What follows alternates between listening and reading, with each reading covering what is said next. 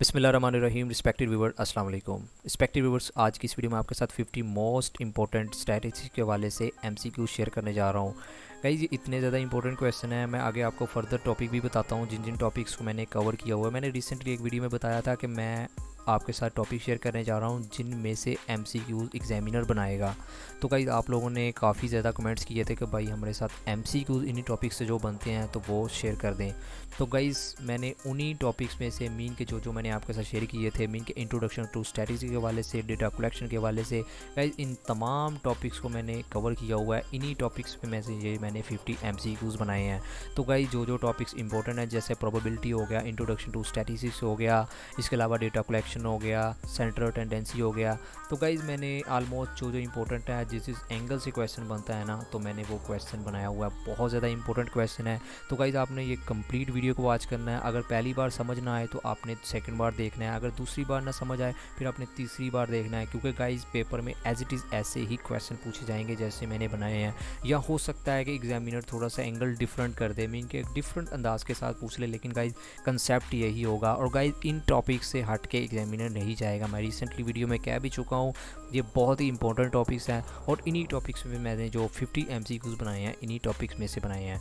तो guys, video में मज़ीद आगे जाने से पहले हमेशा की तरह अगर आप मेरे चैनल पर नए हैं तो जल्दी से चैनल को सब्सक्राइब कर लें, क्योंकि मैं ऐसे ही जॉब्स ओरिएंटेड वीडियो और जॉब्स की तैयारी के लिए मटेरियल अपलोड करता रहता हूँ। So guys, without any further delay let's begin. So guys, आज की वीडियो का जो फर्स्ट क्वेश्चन है, the word statistics drive from. Guys, हमने ये बताना है कि जो स्टैटिस्टिक्स का जो वर्ड है कहाँ से ड्राइव किया गया, मीन किस ज़ुबान का लफ्ज़ है। तो गाइस, ये आपने नोट डाउन कर लेना है, ये लतीन ज़ुबान का लफ्ज़ है, मीन कि लतीन लैंग्वेज से ड्राइव किया गया है word statistics. Option B is the right answer. Next question है, the word use statistics in first time. Guys, हमने ये बताना है कि जो स्टैटिस्टिक का जो वर्ड है ये कब पहली बार इस्तेमाल किया गया था, मीन किस सन में। तो गाइज, ये आपने नोट डाउन कर लेना है। इसका जो राइट आंसर हमारा बनता है 1749 में। नेक्स्ट क्वेश्चन है, the name the person which is use the word of statistics first time. Guys, हमने ये बताना है कि सबसे पहले उस शख्स का नाम बताया जिसने सबसे पहले स्टैटिस्टिक्स का जो वर्ड था उसका इस्तेमाल किया था, मीन कि जिसने बोला था। तो गाइज, इस ये आपने नोट डाउन कर लेना है, Gottfried Achenwall. Option B is the right answer. इस शख्स ने सबसे पहले स्टैटिस्टिक का वर्ड इस्तेमाल किया था। नेक्स्ट क्वेश्चन है, population size is denoted bye. Guys, ये थोड़ी सी बेसिक सी चीज़ें हैं, ये आपने नोट डाउन कर लेनी है, ये भी पूछी जा सकती हैं। हमने सिंबल बताना है कि पॉपुलेशन का जो साइज़ है उसे कैसे डिनोट किया जाता है। तो इसका जो राइट आंसर हमारा बनता है capital N. Option B is the right answer. Next question है, sample size is denoted by. हमें सैम्पल साइज़ जो हम अपनी पॉपुलेशन से मीन के जब सर्विस के दौरान कलेक्ट करते हैं तो पॉपुलेशन को जो साइज़ है उससे कैसे डिनोट करते हैं, small N. Option A is the right answer. का ये सिंबल आपने याद कर लेने हैं, इससे भी क्वेश्चन पूछा जा सकता है, बेसिक चीज़ें हैं। नेक्स्ट क्वेश्चन है, the focus groups, individual respondents and panel of respondents are classified as. Guys, हमने ये बताना है। गाइज, मैं आपको स्टेटमेंट का थोड़ा बहुत आइडिया भी दूंगा कि देखिए बड़ी स्टेटमेंट को आपने कैसे पढ़ना है। आपको स्टेटमेंट देखकर थोड़ी सी परेशानी तो होगी, लेकिन आपने टेंशन नहीं लेनी। इंशाल्लाह मैं साथ साथ आपको गाइडलाइंस भी प्रोवाइड करता रहूँगा कि स्टेटमेंट पूछ कर रहे हैं। गाइज देखिए, पूछ कर रहा है, the focus groups, individual respondents and panel of respondents are classified. Guys, सबसे पहले तो आप ये चीज़ नोट करें कि जब भी हम स्टैटिस्टिक्स में सर्विस करते हैं, मीन के जब भी हम अपनी पॉपुलेशन में से दो तरीके होते हैं, एक इंडिविजुअल मीन के सेपरेट जो रिस्पॉन्ड आता है, दूसरा होता है पैनल्स की शक्ल में, मीन के ग्रुप्स की शक्ल में। तो गाइज, वो कह रहा है कि हमने बताना है कि individual respondents and panel of respondents, इनको हम कैसे क्लासीफाइड, किन में क्लासीफाइड करते हैं। तो गाइज, ये आपने याद रखना है कि प्राइमरी डेटा सोर्सेज में हम इनको क्लासीफाइड करते हैं। Option D is the right answer. Next question है, the variables whose measurement is done in terms such as weight, height and length are classified. Guys, सबसे पहले आपको वेरिएबल्स का पता होना चाहिए। वेरिएबल्स क्या होते हैं स्टैटिस्टिक्स में। गाइस, वेरिएबल्स उनको कहते हैं जो with the passage of time अपनी मीन के मिकदार को चेंज होते रहते हैं, चेंजिंग आ जाती है with the passage of time के साथ साथ। तो गाइस, हमने ये बताना है कि वेरिएबल्स में वो कौन सी टर्म्स हैं जिनको हम मैयर करते हुए, मिसाल के तौर पर इधर लिखा हुआ है सच एज वेट, हाइट हो गया एंड लेंथ। इनको हम किन में क्लासिफाइड करते हैं। तो गाइज ये आपने नोट डाउन कर लेना है, इसको रट्टा लगा लेना है, बहुत ही इंपॉर्टेंट क्वेश्चन है। कंटिन्यूअस वेरिएबल्स, आप इनको ऐसे भी याद रख सकते हैं जैसे मैंने आपको वेरिएबल्स का बताया कि मुसलसल इनमें चेंजेस आती हैं। तो कंटिन्यूअस वेरिएबल्स मीन कि लगातार ये वेरिएबल्स, ये आपने कंटिन्यूअस से याद कर लेना। Option is the right answer. Next question है the numerical method and graphical method are specialized procedure used. भाई जो न्यूमेरिकल मेथड है एंड ग्राफिकल मेथड है, मीन के जो स्पेशल प्रोसीजर है ना, किन के लिए इस्तेमाल होता है। तो गाइज़ आपने इनको याद कर लेना है, मीन के रट्टा लगा लेना है। मैंने बहुत ही इंपॉर्टेंट क्वेश्चन आपके साथ शेयर करने जा रहा हूँ। तो गाइज़ एज इट इज़ आपने इनको नोट डाउन करना है। एज इट इज़ भी पूछ सकते हैं, थोड़ी सी डिफरेंट एंगल के साथ भी पूछ सकते हैं। तो गाइज़ इसका जो राइट आंसर हमारा बनता है डिस्क्रिप्टिव स्टैटिस्टिक्स में हम इनको मीन के इस्तेमाल किया जाता है, ये प्रोसीजर कहलाता है। Option C is the right answer. Guys next question है हमारा the measure of how well is a technique concept or process is consider as. Guys कोई भी जब हम सर्विस करते हैं पॉपुलेशन के ऊपर, तो उनमें हम देखने हैं कोई भी टेक्निक अगर कंसेप्ट या प्रोसेस ठीक तरीके से है तो हम उसको किस नाम से जानते हैं, उसकी वैलिडिटी कहते हैं। तो guys option C is the right answer. कोई भी अगर टेक्निक कंसेप्ट या प्रोसेस ठीक तरीके से है, मीन के मेजर किया जा रहा है, तो उसकी हमने कहना है कि वैलिडिटी अच्छी है। तो option C is the right answer. Next question है the branch of statistics which consider the ratio scale and interval scale is considered. Guys हमने स्टैटिस्टिक्स की वो ब्रांच बतानी है जिनमें हम रेशो स्केल और इंटरवल स्केल दोनों को कंसीडर करते हैं। गाइज रेशो स्केल क्या होती है, जो ग्रुप वाइज डेटा से हमें कोई भी मीन के रेशो कलेक्ट करते हैं तो उसे रेशो स्केल कहते हैं।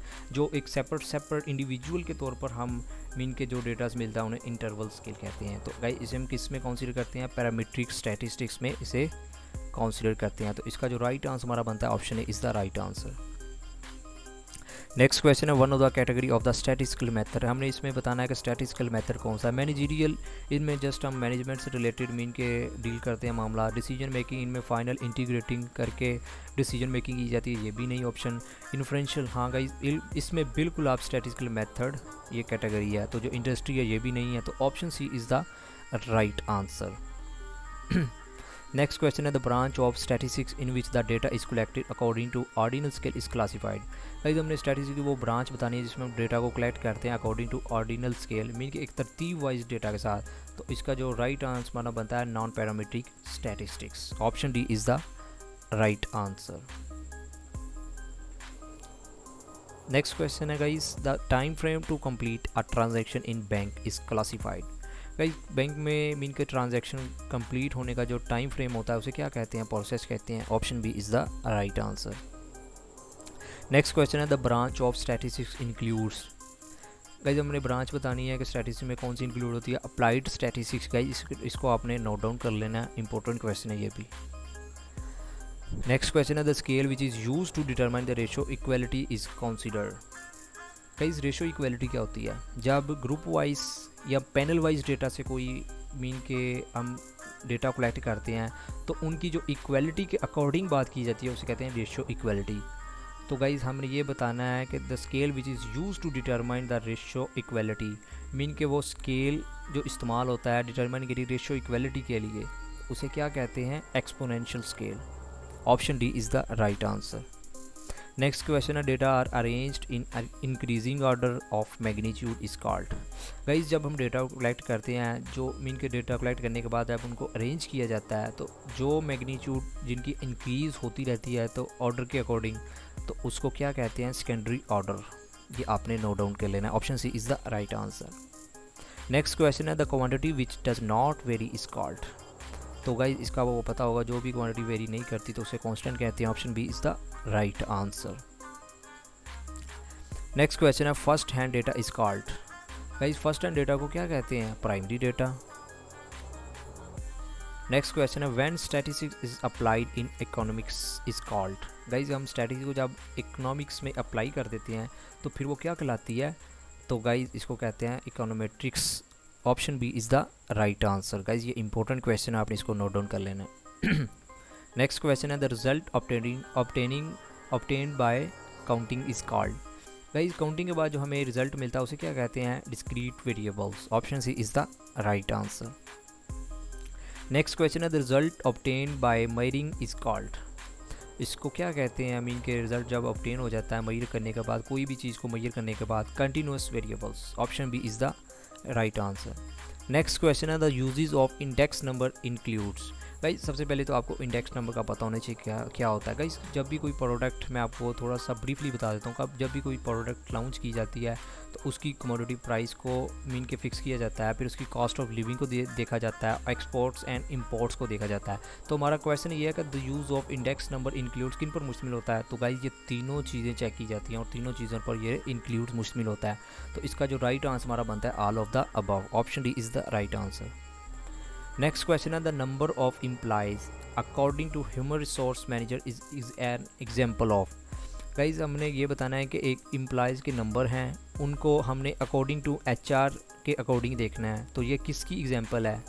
तो इसका जो राइट आंसर हमारा बनता है discrete variable. Option B is the right answer. Guys next question है the group of observation for which better understanding is needed and the group is related to specified phenomena is classified. Guys statement से आपको थोड़ा सा difficult question लग रहा होगा, लेकिन बहुत ही ईजी सा क्वेश्चन है।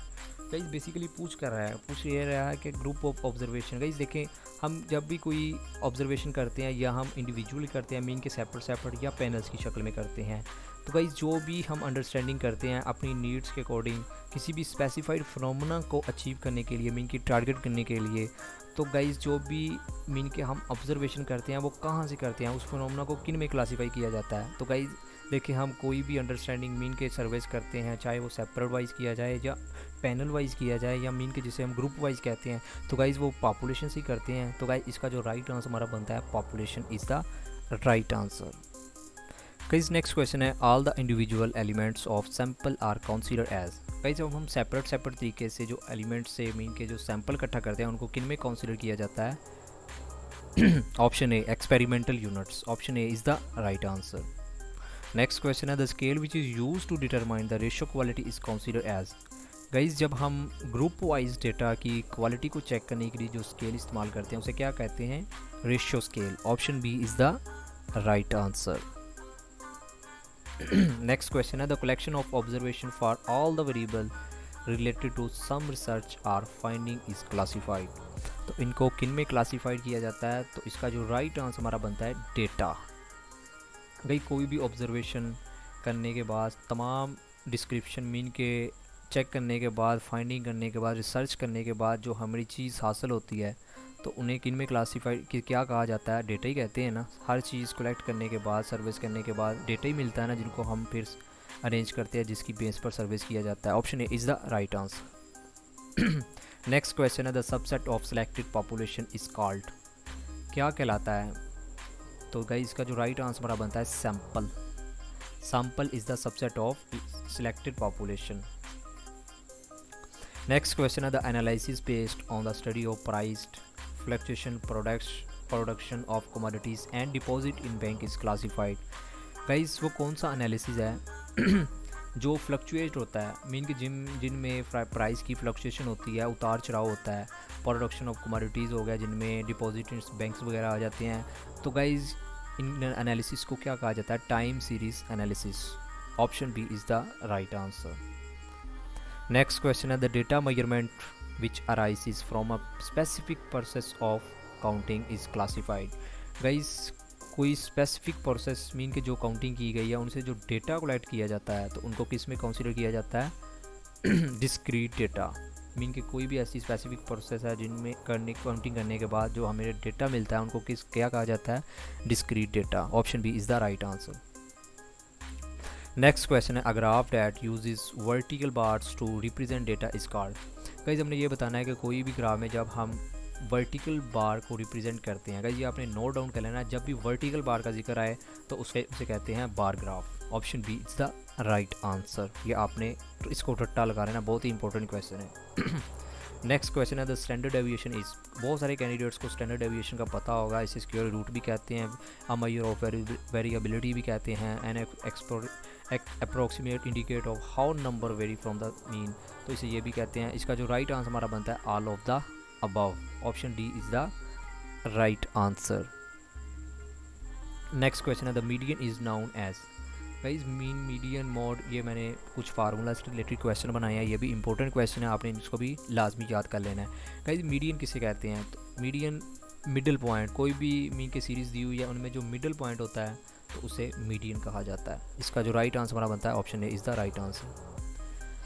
नेक्स्ट क्वेश्चन है the most frequently occurring number in a set of value is called. Guys मैं कुछ डिजिट आपके सामने बोलता हूँ, देखिए मिसाल के तौर पर 1 2 3 3 4 5 6। गाइज देखें जो रिपीटेड नंबर है वो 3 है ना, तो इसका जो ज़्यादा बार नंबर आए ना सीरीज़ में तो उसे क्या कहते हैं? उसे कहते हैं mode. Option C is the right answer. Mean के जो सेट ऑफ वैल्यूज़ में जो बार बार फ्रीक्वेंटली लगातार आए तो उससे कहते हैं मोड। ये आपने नोट डाउन कर लेना, बहुत ही इंपॉर्टेंट क्वेश्चन है।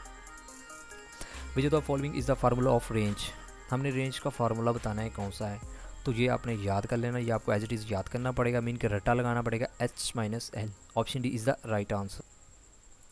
गाइज नेक्स्ट क्वेश्चन है to make a precise estimate about the characteristics of a population of individual the researcher should use. Guys जब भी हम पॉपुलेशन में से इंडिविजुअली तौर पर उनकी कैरेक्टरिस्टिक्स को एस्टिमेट करते हैं सेपरेट तरीके से, तो वो कौन सी सैम्पलिंग कहती है? बेसिकली ये सैम्पलिंग का क्वेश्चन है। तो कोटा सैम्पलिंग कहलाती है, probability sampling, option C accidental sampling, option D none of the. तो गाइस इसका जो राइट आंसर हमारा बनता है option B, probability sampling is the right answer. Next question है स्ट्रैटिफाइड सैंपल फॉल अंडर। तो guys option A probability sampling design, option B non probability sampling design, option C multi stage sampling design, option D none of the. तो guys इसका जो right answer हमारा बनता है probability sampling design में इसको fall किया जाता है। नेक्स्ट क्वेश्चन है which of the following would generally require the largest sample size. तो किन में लार्जेस्ट सैम्पल नॉर्मली रिक्वायर्ड होता है? क्लस्टर सैम्पलिंग में, सिंपल रैंडम सैम्पलिंग में, सिस्टमेटिक सैम्पलिंग में, स्ट्रैटिफाइड सैम्पलिंग में। तो इसका जो राइट आंसर हमारा बनता है cluster sampling is the right answer. Next question है when each member of a population has an equal chance of being selected is called. जब भी हम गाइज हम पॉपुलेशन में से जब मीन के मेंबर कलेक्ट करते हैं, उनके इक्वल चांस होते हैं सेलेक्ट करने के, तो उन्हें क्या कहते हैं? तो इसका जो राइट आंसर हमारा बनता है an equal probability selection. Next question है which of the following is an example of random sampling method. आज हमने ये बताना है कि इनमें से कौन सा रैंडम सैम्पलिंग मेथड है। Option A systematic sampling, option B convenience sampling, option C exclusive sampling, option D cluster random sampling. इसका जो राइट आंसर हमारा बनता है cluster random sampling is the right answer. Next question है if a researcher selected 5 schools at random then interviewed each of the teacher. Guys इसमें ये कह रहा है कि अगर कोई भी रिसर्चर है 5 स्कूल्स को रेंडमली सेलेक्ट कर लेता है, तो देन जो interview each of the teachers जब लिया जाएगा, मीन का जो इंटरव्यू उनका, तो इनको जो सिलेक्ट करने का मेथड है वो क्या कहलाता है? तो गाइस इसका जो राइट आंसर हमारा बनता है क्लस्टर रैंडम सैम्पलिंग। मीन कि जो उनसे इंटरव्यू लिया जाएगा ना, वो क्लस्टर रैंडम सैम्पलिंग के अकॉर्डिंग लिया जाएगा। नेक्स्ट क्वेश्चन है which of the following includes example of quantitative variables. Guys हमने ये बताना है कि इनमें से कौन सा क्वांटिटेटिव वेरिएबल्स की एग्जांपल है। गाइस देखिए एज, टेम्परेचर, इनकम, ये भी क्वांटिटेटिव है। Grade, point, average, reading, performance, weight, ये भी क्वांटिटेटिव है। जेंडर, रिलीजन, ब्यूटी, गाइस ये नहीं है क्वांटिटेटिव। तो गाइस जो हमारा ऑप्शन ए और बी है ना, वो राइट आंसर हमारा बनता है। हमने क्वांटिटेटिव वेरिएबल्स बताने हैं ना, तो option D is the right answer. Next question है what is the opposite of variable. कई वेरिएबल मैंने जैसा कि आपको बताया है मसलसल जिनमें चेंजेस आती रहे, तो कई इसका जो अपोजिट बनता है वो कांस्टेंट। इसका आप लोगों को पता होगा, मीन की आइडिया होगा ना, बेसिक सा क्वेश्चन है और इम्पोर्टेंट क्वेश्चन है। तो option A is the right answer. Next question है in research something that does not vary is called. कई रिसर्च के दौरान कोई भी चीज़ अगर वेरी नहीं करती, मीन के बार बार रिपीट नहीं होती, तो गाइस उसे मीन के ऑफ कोर्स कांस्टेंट कहते हैं। Option C is the right answer. Next question है a variable that is presumed to cause a change in another variable is called. Guys अगर किसी भी वेरिएबल को हम एज्यूम कर लेते हैं, मीन के एक वेरिएबल से दूसरे वेरिएबल में चेंज करने के लिए, तो उसे क्या कहते हैं? Dependent variable. Option B is the right answer. Next question है the variable manipulated by the researcher is an experiment is called. तो गाइस इसे क्या कहते हैं? मीन के जब वेरिएबल मैनिपुलेट, मीन के जो फोर्स तरीके के साथ ज़बरदस्ती जिनको रिसर्चर एक्सपेरिमेंटल के लिए इस्तेमाल करता है, तो उसे क्या कहते हैं? Independent variable. Option C is the right answer. Next question है A is the subset of. Guys देखें, ए डैश ए सैम्पल है, is a subset of population. जैसे मैंने आपको बताया था कि पॉपुलेशन का जो सबसेट होता है वो सैम्पल होता है, तो इसी तरीके से ये इंपॉर्टेंट क्वेश्चन है, आपने इसको भी नोट डाउन कर लेना है। नेक्स्ट क्वेश्चन है target population is also called. Guys हमने टारगेट पॉपुलेशन को क्या कहा जाता है, मीन कि अदर नाम से किस तरीके से पहचाना जाता है, तो सर्वे पॉपुलेशन भी कहते हैं। Option B is the right answer. Guys next question है to cut a population into 3 classes is called. Guys किसी भी पॉपुलेशन को जब हम डिवाइड कर देते हैं, कट कर देते हैं 3 क्लासेस में, उसे क्या कहते हैं? इसका जो राइट आंसर हमारा बनता है ट्रेशोटोमी, तो आपने ये option C is the right answer. Important question है ये भी।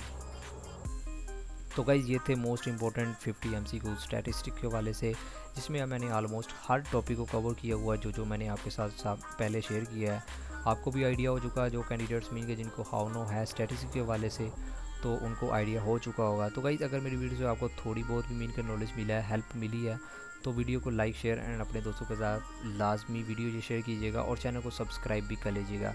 गाइज मैं आखिर पर अगेन कह रहा हूँ, आपने वीडियो को 2-3 बार लाजमी इसको देखना है, इसको रट्टा लगा लेना है, क्योंकि गाइज मैंने हर टॉपिक को कवर किया हुआ है। इंशाल्लाह पेपर में जो क्वेश्चन होंगे आपको एज इट इज़ ऐसे भी मिल सकते हैं, या थोड़ा सा एंगल डिफरेंट तरीके से भी MCQs आपसे एग्जामिनर पूछ सकता है, तो आपने लाजमी इन MCQs को याद करके जाना है। तो गाइज़ अगेन मैं कह रहा हूँ, अगर मेरी वीडियो से आपको थोड़ा बहुत भी नॉलेज मिला ना स्टैटिस्टिक्स के हवाले से, तो आपने इस वीडियो को लाजमी लाइक करना है और चैनल को सब्सक्राइब भी कर देना है। सो आखिर पर यही कि thank you for watching, take care, अल्लाह हाफिज़।